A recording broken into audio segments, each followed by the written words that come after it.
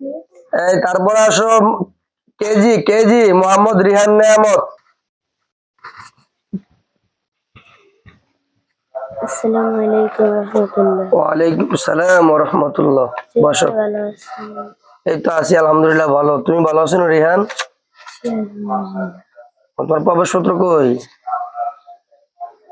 ও আচ্ছা,